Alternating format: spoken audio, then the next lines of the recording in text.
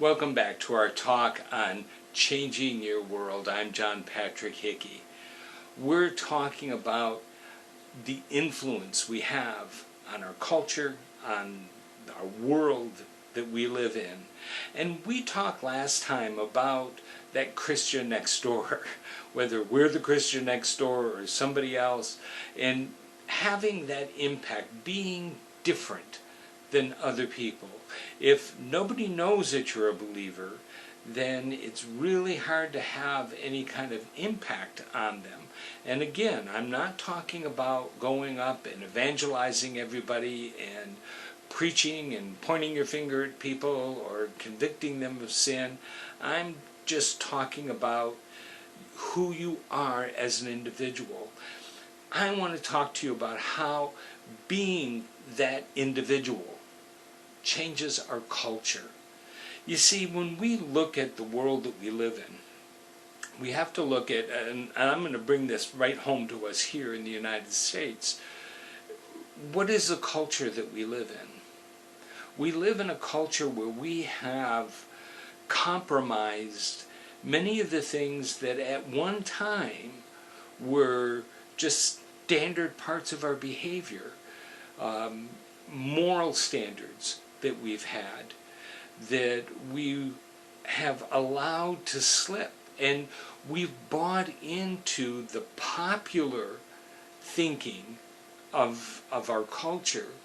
And even as believers, we've accepted things, look at our movies, movies, music, literature, and we're going to talk more about the arts and things later on, but when you look at all of these things that at one time would have been offensive in language, in sexual references, in what is close to being pornographic many times in a lot of films and on cable, that is, at one time these things would have not even been allowed, let alone would have been offensive to most people.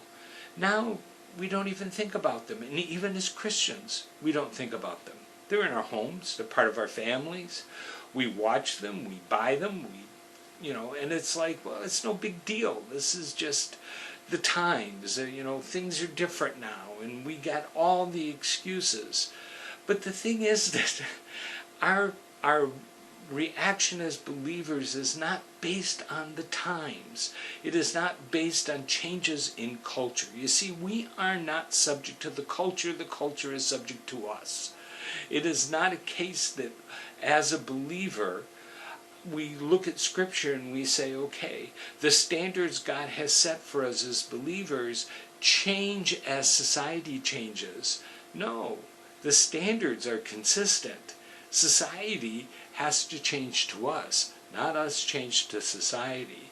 And sometimes that is a very difficult thing. I mean, there's been many a time that between Christian standards and society, it's been a train wreck. And it's been a very difficult time.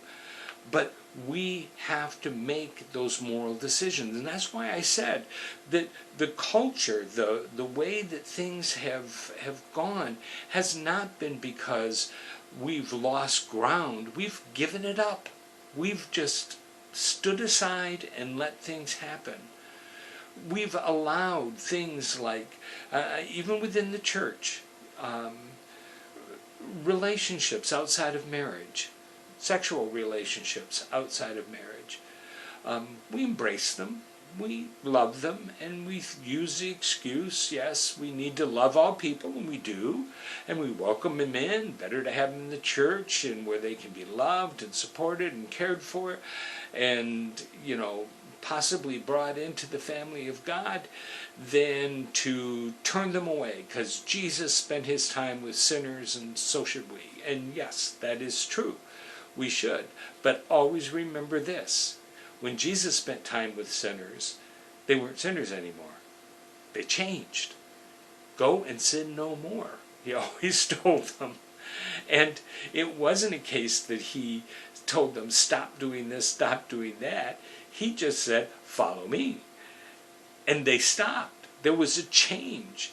If people aren't changing, then something in that formula isn't working. And the responsibility to make that formula work does not belong on the shoulders of the people involved. It belongs on our shoulders as the church. You see, we embrace these things. We don't want to offend people. We don't want people to be unhappy.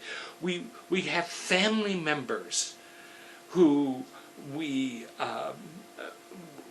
love and we care for, and we don't want to upset them, and we don't want to turn them away from us. So we compromise and we accept things and say, okay, this is all right for this to happen, and it's not. This is why we have allowed our society, our culture, to deteriorate the way that it has. We have to return to the principles. You see, to follow the true principles given in Scripture for a Christian life does not mean that it is some restrictive, horrible, rule-bearing existence. It is a life of freedom. It is a life of joy. It is a life of peace. It is a life that removes all of these dangers. Look at society. Is this the good thing? The unhappiness, the suicide, the addictions, the brutality, the corruption. Are these things good results? Are these something that we look at and we say, yeah, this is an okay thing? Of course it isn't. But we look at living the life that a believer is supposed to live, and we can see the benefits of those things. It just takes courage for the believer to stand up and live the life God has given us to live. And let me tell you something. You have to stand up and do that, because God is not going to do it for you. He is not going to make you stand up. He is not going to say, okay, you have to live this way. He's given you the direction. He's given you the benefits. He's given you the pathway in both directions. He said, you do this and this is the result. You do this, this is the result. Now, make a choice. That's what he says. Make a choice. And you have to make that choice. If you don't make the choice, then you've made a choice. That's just the way that it is. And we have to be willing to love the world, to love the people who are outside of the grace of God, enough to live for God. You see, your commitment to living for God is not something that is some selfish inner thing for yourself. The better your relationship is with God, the better you are helping the world around you, the better influence you will have on your culture. And that's what we're going to talk about next, is how you can be that person of true influence in the world that you live in. For the Growth Center, this is John Patrick Hickey, and I do want to encourage you to live your purpose, and please change your world.